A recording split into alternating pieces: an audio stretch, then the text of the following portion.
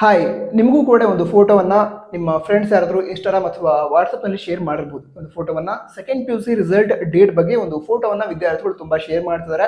ನನಗೂ ಕೂಡ ಹಲವಾರು ವಿದ್ಯಾರ್ಥಿಗಳು ಒಂದು ಫೋಟೋವನ್ನು ಶೇರ್ ಮಾಡಿ ಇದು ನಿಜಾನಾ ಅಥವಾ ಅಲ್ವಾ ಅಂತ ಕೇಳ್ತಾ ಇದ್ರು. ನಂತರ ಅವ್ರಿಗೆ ಹೇಳಿದ್ದೆ ಇದು ನಿಜ ಅಲ್ಲ, ಯಾರೋ ಎಡಿಟ್ ಮಾಡಿ ಕಳಿಸಿದ್ದಾರೆ ಅಂತ. ಅಂದರೆ ಹಿಂದಿನ ವರ್ಷ ರಿಸಲ್ಟ್ ಡೇಟ್ಗೆ ಸಂಬಂಧಂತೆ ಒಂದು ನೋಟಿಫಿಕೇಶನ್ ರಿಲೀಸ್ ಮಾಡಿದ್ರು. ಅದರಲ್ಲಿರುವಂತಹ ಡೇಟ್ಸನ್ನು ಎಡಿಟ್ ಮಾಡಿ ಈ ಒಂದು ಫೋಟೋವನ್ನು ರೆಡಿ ಮಾಡಿದ್ದಾರೆ ಅಥವಾ ಫೋಟೋವನ್ನು ಡಿಸೈನ್ ಮಾಡಿದ್ದಾರೆ. ಸೊ ಇದು ಫೇಕ್ ಇನ್ಫಾರ್ಮೇಷನ್ ಆಗಿರುತ್ತೆ, ರಿಯಲ್ ಇನ್ಫಾರ್ಮೇಷನ್ ಅಲ್ಲ.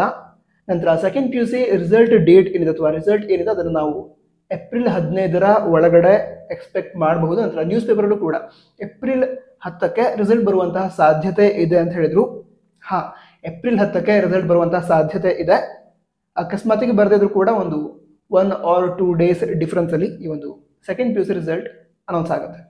ಅಂದರೆ ಹೌದು, ಏಪ್ರಿಲ್ 15ರ ಒಳಗಡೆ second P U C result announce ಆಗುತ್ತೆ ಅಂತ ಅಂದ್ಕೊಳ್ಬಹುದು ಅಥವಾ ಅನೌನ್ಸ್ ಆಗುತ್ತೆ.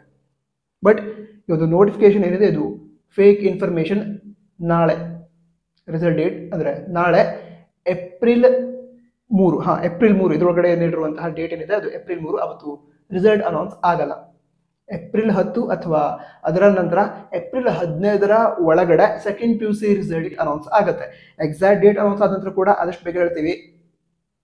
ತಪ್ಪದೆ ಸಬ್ಸ್ಕ್ರೈಬ್ ಮಾಡಿ. ನಂತರ ಆಲ್ ದ ಬೆಸ್ಟ್. ಈ ವಿಡಿಯೋದಿಂದ ನಿಮ್ಮ ಕನ್ಫ್ಯೂಷನ್ ಕ್ಲಿಯರ್ ಆಗಿದ್ರೆ ಅದನ್ನು ಕೂಡ ಕಮೆಂಟ್ ಬಾಕ್ಸ್ ತಿಳಿಸಿ. ಯಾಕಂತ ಹೇಳಿದ್ರೆ ತುಂಬ ವಿದ್ಯಾರ್ಥಿಗಳು ವ್ಯೂಸ್ಗೋಸ್ಕರ ವಿಡಿಯೋನ ಮಾಡ್ತಾ ಇದ್ದಾರೆ ಅಂತ ಹೇಳ್ತಾರೆ. ಬಟ್ ನಾನು ಆ್ಯಕ್ಚುಲಿ ಅದೇ ಕನ್ಫ್ಯೂಷನ್ ಕ್ಲಿಯರ್ ಆಗಲಿ ಅಂತ ಮಾಡಿರ್ತೀನಿ. ಸೊ ಆ್ಯಕ್ಚುಲಿ ನಿಮಗೆ ಇದರಿಂದ ಹೆಲ್ಪ್ ಆಗಿದ್ರೆ ಕಮೆಂಟ್ ಬಾಕ್ಸ್ ತಿಳಿಸಿ. ಅಂದರೆ ಯೂಸ್ ಆಯಿತು ಈ ವಿಡಿಯೋ ಮಾಡಿದ್ದು ಅಂತ ನನಗೂ ಕೂಡ ಅನ್ಸುತ್ತೆ. All the best. ಎಲ್ಲ ರಿಸಲ್ಟ್ಸ್ ಚೆನ್ನಾಗಾಗಲಿ. ಜೈ ಹಿಂದ್, ವಂದೇ ಮಾತರಂ.